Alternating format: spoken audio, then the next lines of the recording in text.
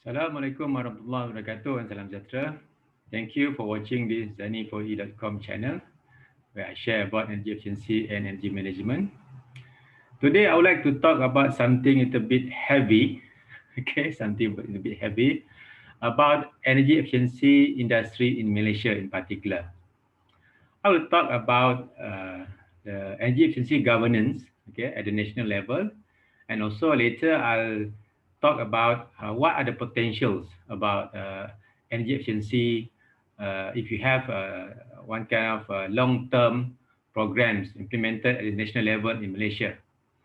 Okay, so with that, I would like to share this information where I sourced from some publicly available documents. For example, I sourced some information from IEA reports on the policy recommendations on the governance of energy efficiency in countries. And also, I looked into a quite interesting report about the report that been published publicly by the Ministry of Energy, Green Technology, last time MESTEC, last time MESTEC. Okay, now I don't know the name, KETSA, something like that. Now, last time it was MESTEC, Ministry of Energy, Green Technology, and Climate Change, okay, Environment, Climate Change, I cannot recall this time. Okay, so let me open my sharing today, all right.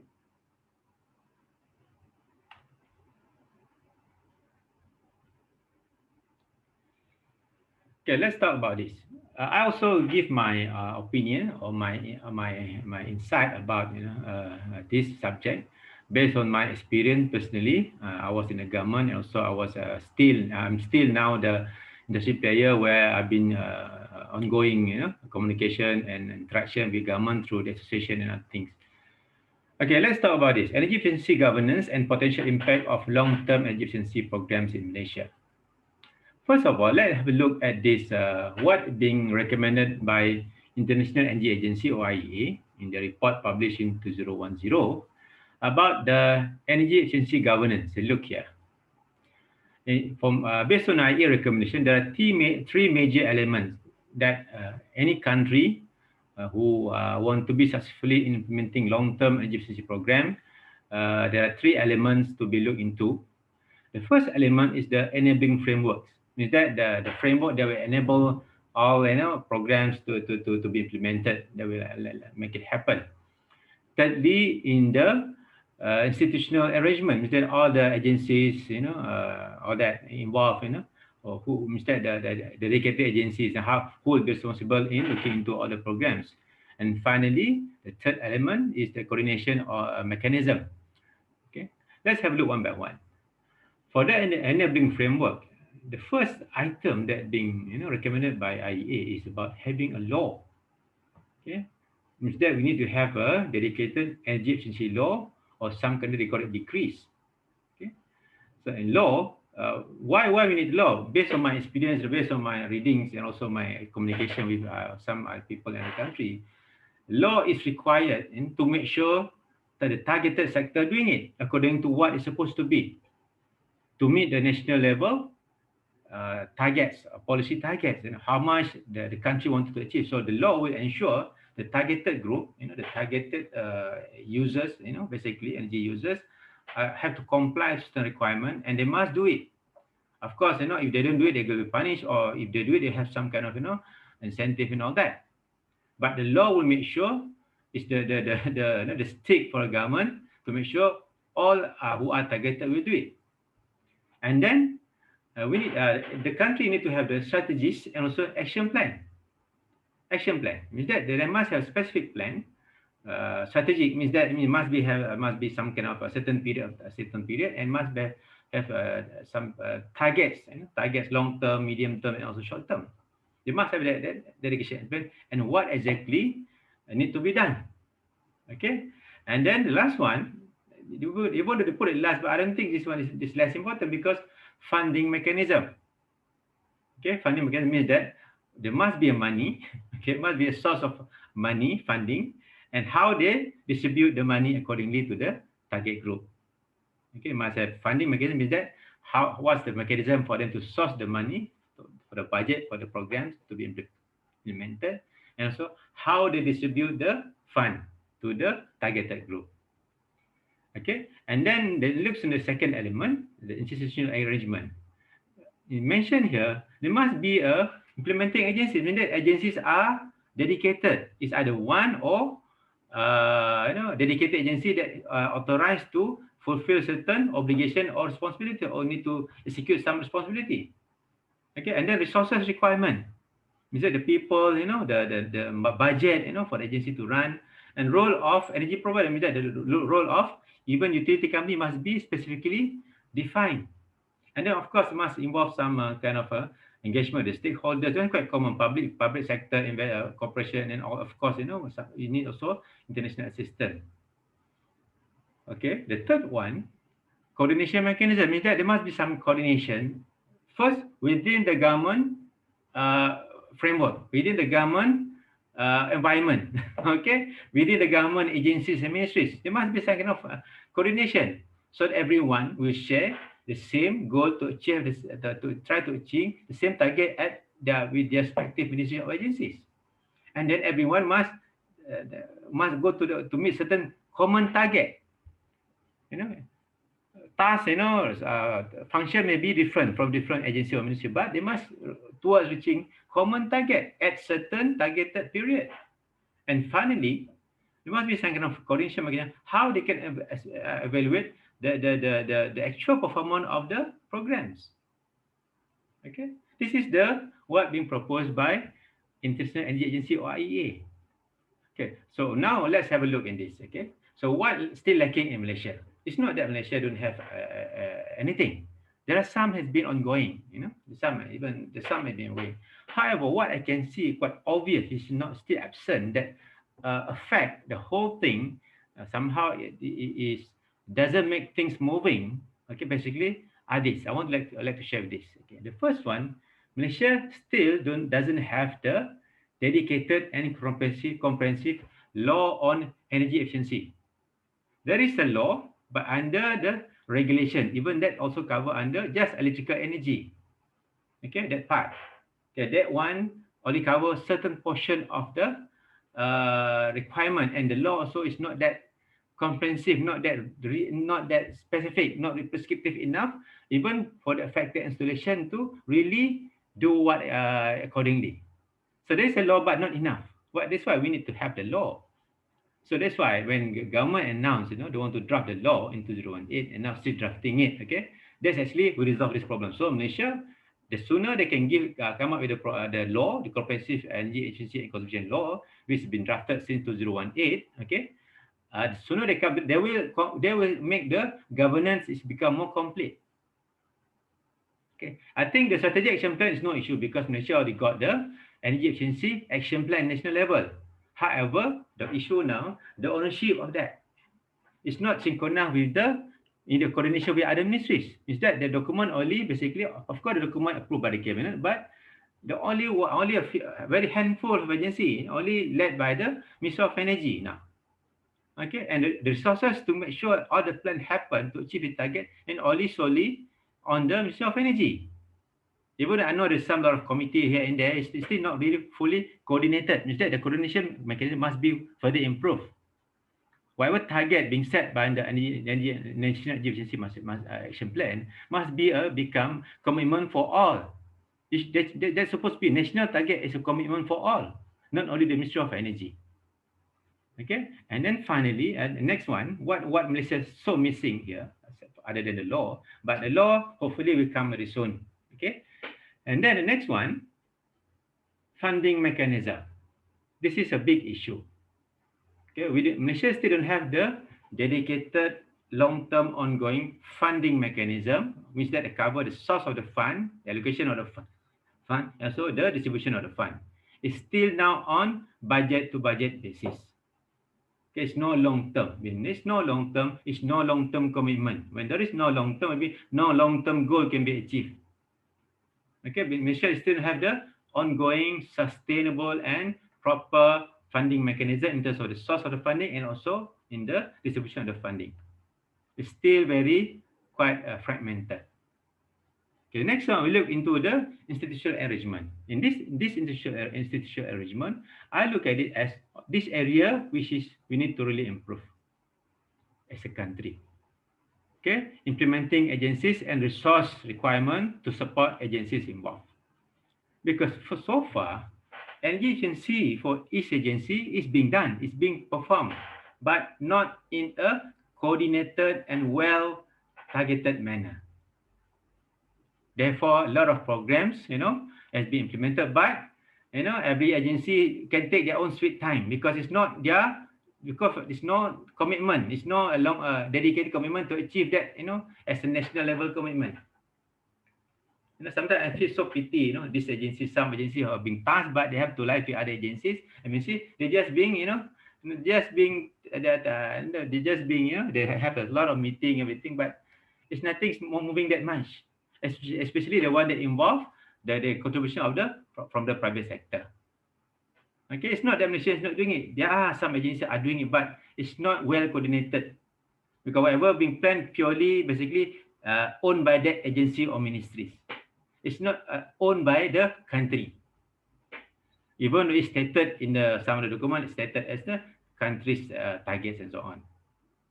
I think that's are the two, and then the last one is all related here. Okay, all this law, funding mechanism, implementing agency, and this come to this coordination mechanism.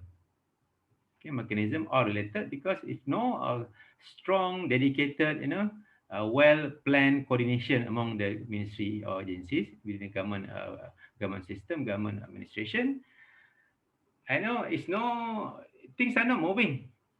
Private sector will play the role, but they need the things are being made clear by the government sector. Of course, government lead by example then. Okay, so this is the somehow the what I can discuss about the governance, what recommended by IEA and what exactly happened in Malaysia now and how we should move forward. Okay, something have a look at that. And then this is what, this is IEA talk about the energy efficiency policy, how policy can help, how national level energy efficiency policy can help to make things happen. Okay, so that's why we need to have a policy on this item according to IEA Commission. Pricing mechanism, I think Malaysia has done something. We are now under the new regime of tariff. So you use more, you pay more. You use certain period, you have to pay more on the MD and all that. And then the most important part is here. Okay. We have some law on electrical energy. That's why now in Malaysia, we have now they have done this minimum performance, any performance standard or MAPs, for electrical appliances. It's been happening for, I think, more than 5 years already, since 2015. Okay, and then, however, the overall regulatory and control mechanism is still not there yet. There's no requirement to conduct energy audit and all that. Therefore, we truly hope that, in the new law, they're being drafted now, will into this. If you look into this happen, the law can cover all these elements. The law will, one more thing, the law should, direct or mandate companies targeted or installation affected under the law must have the targets. Okay, because why? Because that will contribute to the national level targets. Investment obligation to private companies, just like now for the housing, all house developer must have the low cost house. All right. So similar, we can have this kind of obligation. So the companies, for example, the public estate company, they must show some investment on the green or energy efficiency initiative. It's been done now, but not a legal requirement. Okay, only covering now for the public estate company, not all. There are plenty of SMI, SMEs out there as well. Okay, so this is why if we have the law in place, they will look into this regulatory and control mechanism. I think the other part, fiscal measures, promotional, technology development, capacity development are all something that has been happening. But with the policy, with the regulatory framework and all that, that can only become better. Okay, and the second part I would like to highlight here, again, the funding remediations, as recommended by IEA. Because you don't have a particular fund for investment. Even they have some now by MDB and some of the bank, but the process, it's not user friendly. It doesn't suit the industry somehow. This one not to be improved. Okay, and all this. So that should be when I have the financial remediations. You can look into the attracting more investment from the private sector, okay, in the industry. This is how, according to IEA, how energy efficiency policy can help in terms of executing the national level energy efficiency programs. Let's have a look in Malaysia here. Okay, here we talk about policy just now, right? Now let's talk about policy, energy policy in Malaysia. If you look here, from 1974 until 2020, we have a lot of energy-related policy. But what can I see here? I can see here, all these policy are all about supplying of energy source. Okay, the focus is always, is often, I would say, most are about renewable, supplying energy either from fossil fuel type or renewable sources. It's not wrong. It's good. It's good. However, so what is still missing? Okay, what's still missing? What's still missing is how we're supposed to use the energy. Means that energy efficiency policy. Okay, this is what missing. What I can see, this is what missing now. This impact is huge. If you look, because we have the quite clear policy on the supply. That's why when it comes to supply issue, easily but many decisions can be made in the structured way because there are policy. All will follow to the policy level for the national level. Because of the absence of the energy efficiency policy, a lot of things about energy efficiency program at the national level or the agency level or at the ministry level are all being looked at differently because there's no common policy to be referred. Therefore, they can't get, all that, they won't go the normal process that how any policy is supposed to be implemented. Because of course, the priority will be given to any program or activity that has already related to current policies of the country. All right, so it's quite common sense. So until we have one, we can't do much. We can have a program, but not being seen as a long term, not being seen as a national level commitment and all that. Okay, and then, so why is the impact? So let's discuss about it. This is what I can see, what I can anticipate, what I can figure out, what could be the impact of because of the absence of the national energy efficiency policy. Simple. The first one, very simple.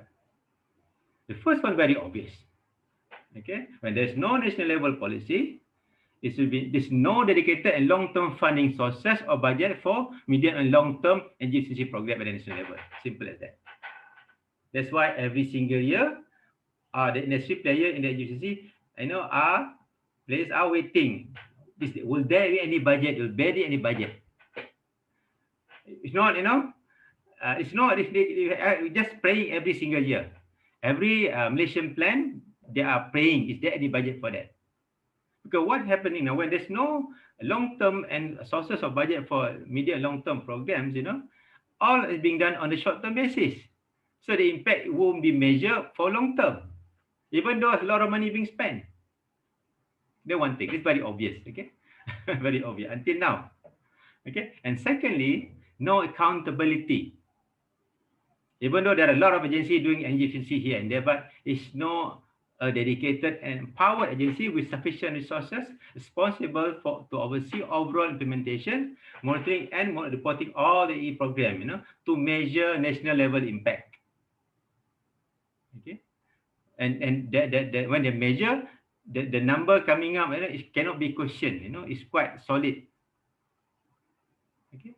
Just imagine, for example, you look at Energy Commission. They are the key agency now doing the energy efficiency programs. How many personnel they have to look into the national level program in the country? Less than 20, or I can say less than 10, less than 15. Okay, officers, not even they just have a small unit in Energy Commission. Okay, just just small unit to look into the program at the national level, and these officers are doing everything for the country. That's why I pity them. How do I know? I was there. Okay, and when they have a program, they have to form a committee here, committee there, and all that. It's very It's very messy to me. So they have the job. So their job, of course, they focus on the current, whatever being empowered to them by the law, with the current law what they have to enforce. So finally, no, it's not specific. Even though if you are an industry player, if you want to look for some information about energy efficiency program in Malaysia, you have to go at least 3 to 4 agencies just to get some certain answers or more definite answer. Even though we can't even get any definite answer. Okay, so that's the second consequence of not having the national level energy policy, because no one looking into SMS. That's my job. That's my job for the country. Because they're doing it for their own whatever. Their job now is doing basically based on their existing work, based on the current law that they have in their ministry of agencies. Okay, they have done a lot, but pity. Okay, at the end of the day, it's no one's obligations, okay, on energy efficiency for the country at the national level. Okay, even though they can claim lah, but the fact is that, where is it? Okay, where is it? Okay, if you ask me now, okay, I have to acknowledge that a lot of progress has been done. Okay, but let's say for the past 10 years, how much exactly we have achieved? Who can come up with a number that we cannot dispute? We cannot question. No one. Okay, and then the third one, no dedicated and comprehensive legal framework and provisions. No policy, no law. But now somehow they managed to come up with a law. Hopefully the law is coming, but that's why the law has been delayed.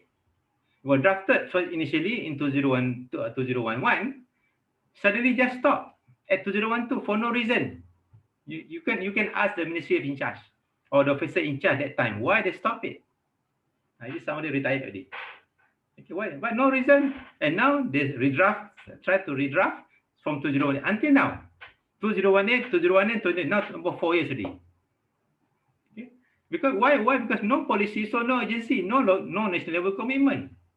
It's just the one that keep pushing the only one ministry of energy only. Okay, and then the fourth one again, this one again related to the number 2 just now. No national level and shared commitment among ministries agencies. They bind to that. They are binded to that. No. That's why when anything being want to enforce, they have to face all the internal bureaucracy. Personally, I got experience. I met some when I was in government, even now as a private sector. They often being asked, Encik Zaini, there's any policy at the federal level we can refer? If I go to the state level, they ask, is there any policy at the state or federal level? If I go to the ministry, they will ask, is there any policy from EPU, from MOF and all that?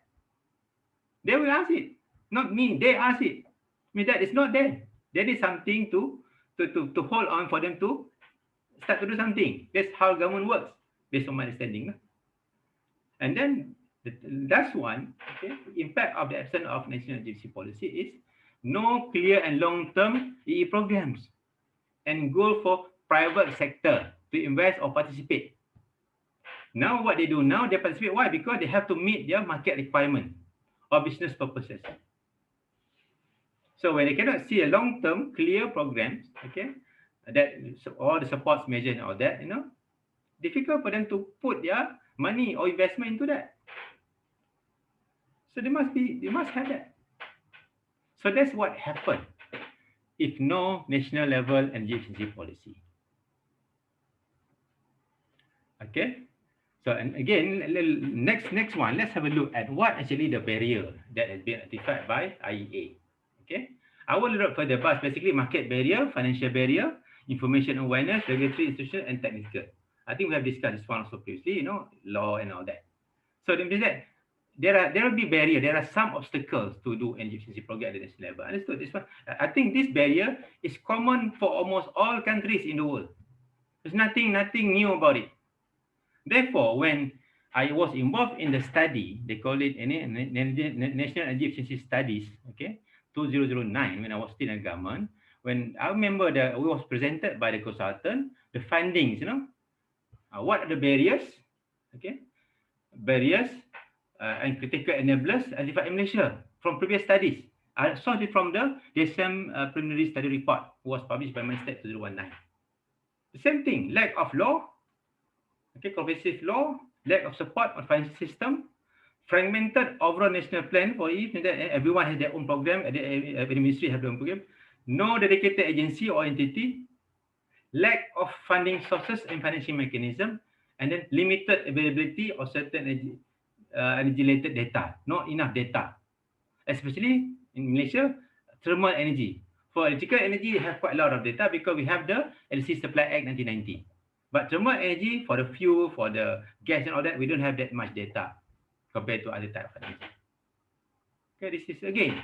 And when the study done again, okay, in 2016, 2017, okay, based on the report that I sourced here, the DSM from this study report, MESTEC 2019, okay, study, second study done was in 2016 until 2017, 1 year study. Okay, so the same, they identify the same barriers: funding sources and financing mechanism, absence of dedicated EENC entity or agency, fragmented overall national plan. Fragmented, it's not don't have it, fragmented everywhere. Everyone has their own things. And then finally, again, lack of comprehensive, okay, energy efficiency and conservation law. Similar. I think the study, the same study has confirmed that. Therefore, in the study I saw, in the study they have proposed this. Based on this DSM study report, MESTEC 2019, they proposed this.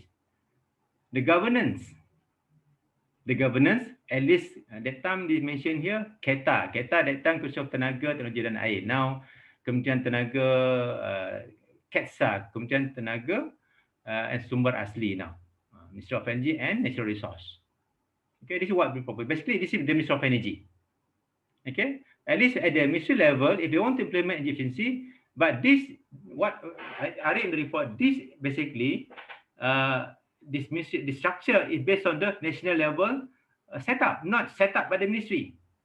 Means that the national, the government set this setup, and all ministry must refer to this setup structure.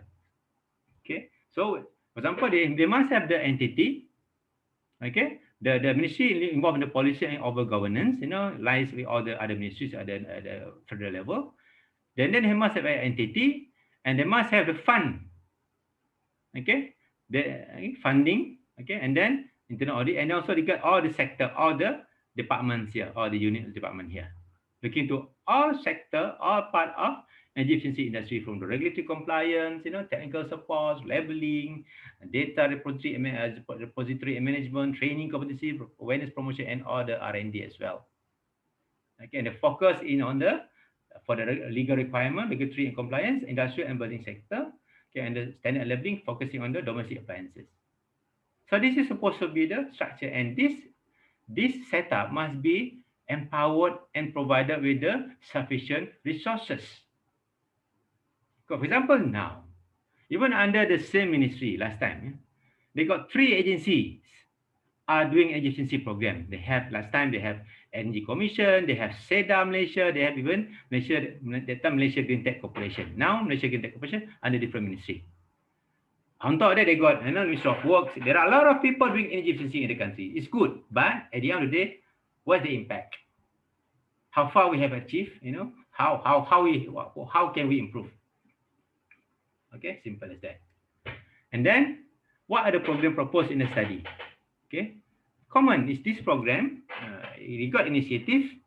Okay, initiative so-called HEPS, High Energy Efficiency Performance Standards. MAPS. Okay, they got the sustainable energy efficiency. Basically energy management program for industrial and commercial sector. Promotion of cogenerations, building codes, regulatory, capacity building, and all that.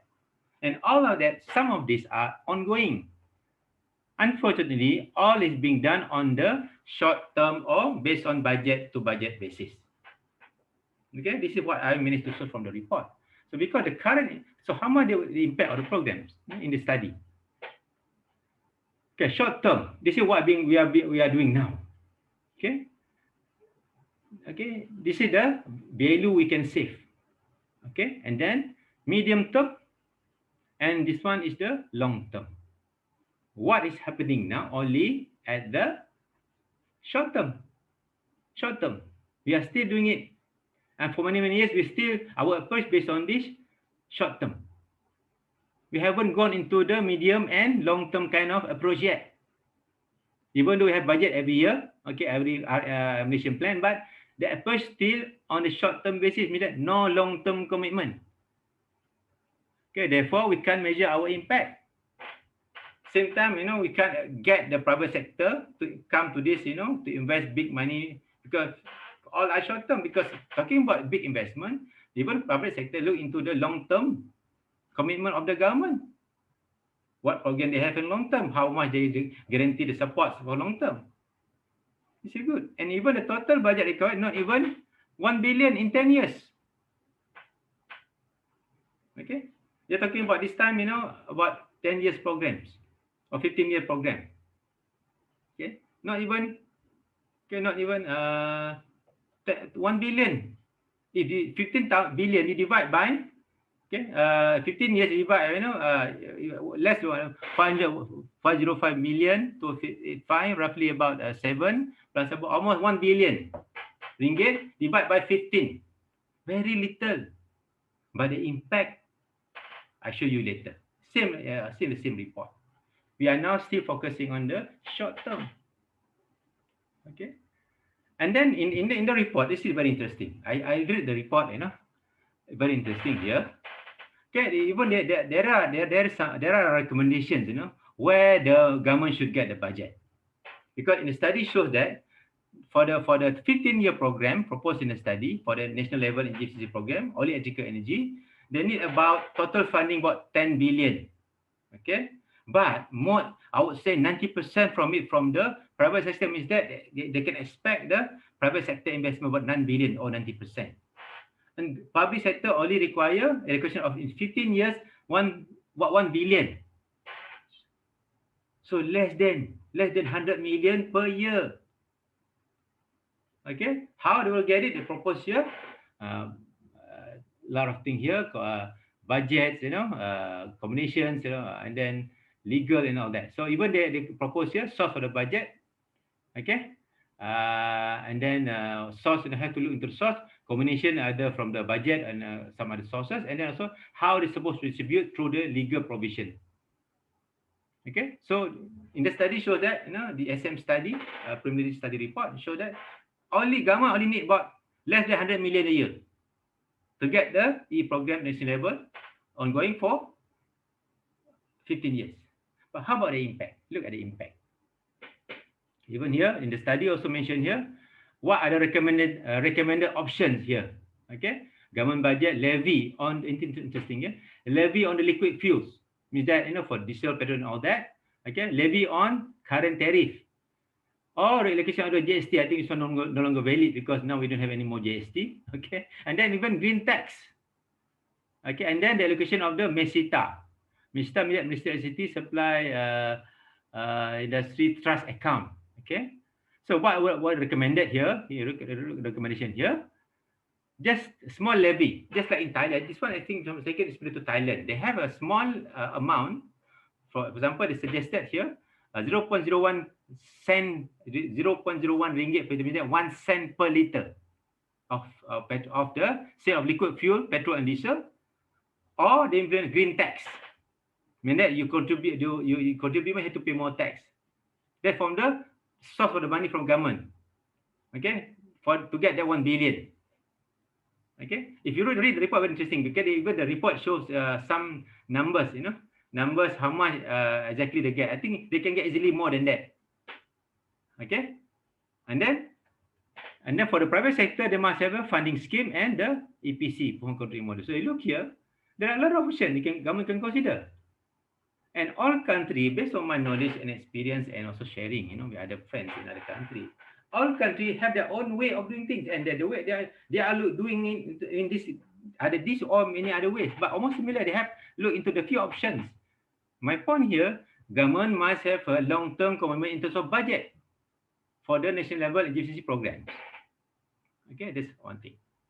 So we look here, even the study in the DSM preliminary study report, recommended a few options.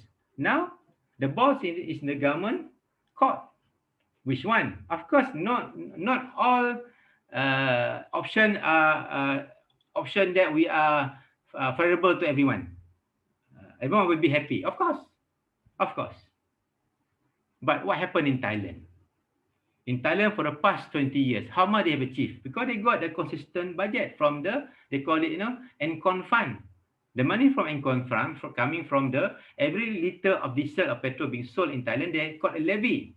And this money is about 300, 400 US dollar per year to fund the program. So this money is not for government. The money is for to fund the program. It's not the program basically for the country, for the people. Okay, that's how they look at it. It's not the money from government to pay here and there. No, the government give back through the funding, the revolving fund program, energy program for the country and to reduce the consumption of energy. So this is very unique. Compared to you take a fund and then you use it for we don't know sometimes. We don't know where our tax gone. We know some, but the rest we know. But in this case, example, there are a lot of options. But my point here, we must have some kind of funding source where it is sustainable and long term, so that all the programs can be implemented in the medium and long term approach for us to get the long term impact. Okay, so when you have the funding, this is what recommended in the IEA. It must be adequate. Okay, the money must be adequate. Otherwise, if you keep waiting every year, no confirmed budget, how can the programs can be effectively implemented to achieve the targets? It must, and then the fund must be stable. It must be every year must have a certain amount guaranteed, and autonomy. You must be controlled properly through this legal provision.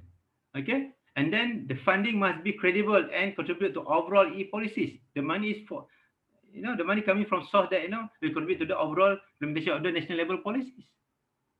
And of course, last one, the fund shouldn't distort the market. For example, let's say if government come up with the funding loan, it shouldn't distort the normal financing in the market. All right, simple as that. So it must have this for different purpose. Okay, different purpose. Okay, for more to the governance purpose and also for the program implementation purpose, not for investment purpose. The investment will come mainly from the private sector, and the money from the government basically to create the ecosystem for the private sector to be able to invest their money. Means that the support, agencies and all that, program awareness program and all that, okay, ongoing program. And then this is I also highlight here some what been proposed in the report. Okay. This is some provision in the report, and then they must empower the Ministry of Energy. I don't put the name here because the ministry keep changing the name, so that's why. So basically, the recommendation in the report, the Ministry of Energy must be empowered, to delegate its power to the agency. Okay, so that what will be have one dedicated agency into looking into all the national level education program in Malaysia. Okay, this is some provision, in the law. Okay, if you look at this provision one by one, okay, and then if you compare to any other country in the world who have been successfully implementing efficiency, I think the key element in the law is almost the same. I can guarantee you that. Okay, they will have the national entity, they have the programs, okay, and they have the funding requirement and sources, how they manage it as well, and then where the scope could be covered. So this is the projected impact from the study. Okay, for about 15 years programs. This is total impact. Okay, total funding impact here. Okay, impact here, and then 260.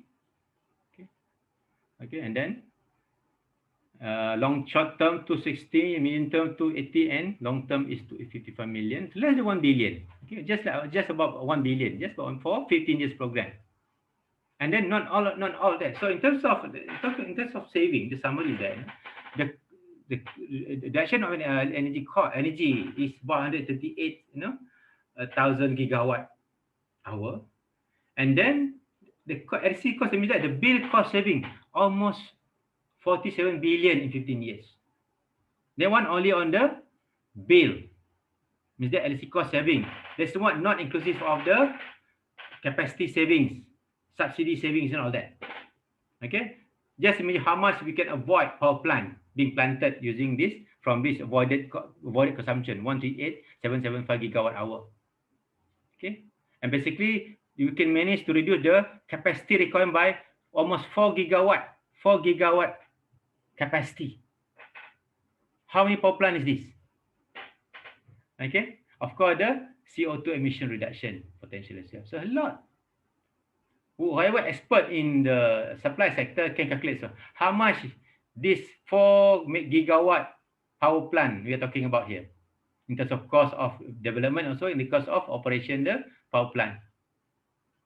Okay, there's a lot of potential. And this is the projected cumulative savings we mentioned here just now. Okay, at the end, 138 okay, gigawatt. Okay, 138,000 gigawatt hour. Okay, and savings. The best part of efficiency, the saving benefit will benefit all sectors. Sector beyond 2030. Because beyond that, not just up to 2030. Okay, and then this is the projected value. If you normal here, the blue color is the if you don't do anything, and the red color here, the line here, if we implement the 15-year program as recommended in the study. But now it's being implemented, but it's being implemented at the short-term approach. So every single year, the same ministry, same agency has to work their ass, to get the budget. Have to fight again and again every single year. Just and say at the end of the day, they have to pray whether they'll be given a priority or not. Simply because it's not national level policy. Okay, pity them. I was there and I understand how does it feel. But I have to admire their effort. But unfortunately, it's not their concern, their commitment, not being shared at the national level by other agency or even the federal level. It just been treated, sometimes unfairly. Okay, simple as that. Okay. And then, of course, more cost saving can be from the new power plant development, operation maintenance cost, and of course, avoided potential fuel cost subsidies by the government for the steam generation. Okay. I would like to end this sharing with this some information I managed to source from Energy Commission website. This is the requirement. This is an example for you. The requirement for RE by 2025. How much they want to achieve? Malaysia want to achieve by 20% renewable energy capacity by 2025. For me, it's good. Okay, but if you whatever source you produce the energy, the electricity, either RE or non-RE, if you keep wasting, you are almost the same. It's always it's not really a sustainable energy management or green or sustainable. And then this is the capacity projections. Bear in mind, we are using more and more source from the coal way forward. Okay, gas and coal, I would say mostly coal. By 2030, we are using more coal than gas. So we are producing only that. When we use coal, we are still polluting the environment as well. Just like to share with you. Okay. And then this is the reserve margin or the generation. This one all from Peninsula. I saw this one from the report on the Peninsula Malaysia and Generation Development Plan 2019 and then 2020 to 2030. All right. This is the mix of see. Look here. By 2030, we are using more and more. We are talking about coal and gas mainly. Okay, hopefully our RE will become more as well, renewable energy of that. Okay, and this is interesting. Cost. This is interesting. How much does it cost? Based on this plan, Peninsula Malaysia Generation Development Plan. Okay, if you look here, this is how much does it cost is required to for the power generation. Okay, it's about 45 billion by 2030. System cost, annual cost of the system, just to maintain the just to run the system for nations, about from 35 billion, okay, in 2020 become 45 billion per year, okay, in 2030. It's not cheap. It's not cheap. All these costs cover fuel and all that, generation for the electricity generation.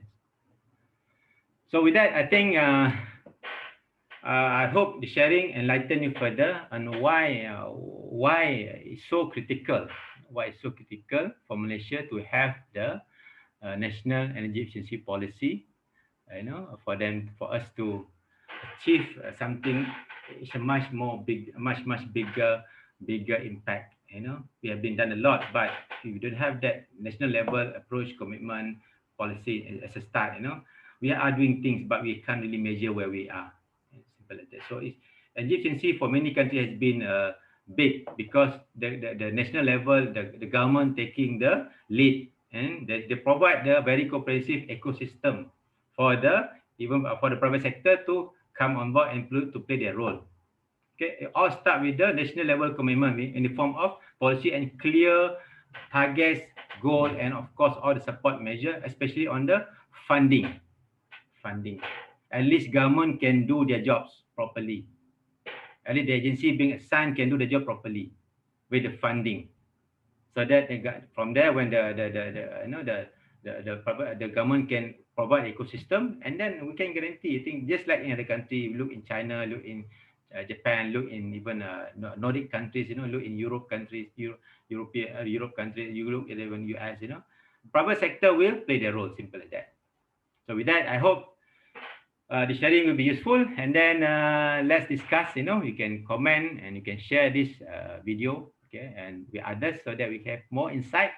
Okay, why I've been talking about the importance of having this policy for many years until now. Okay, since I was a government until now, because it's still important.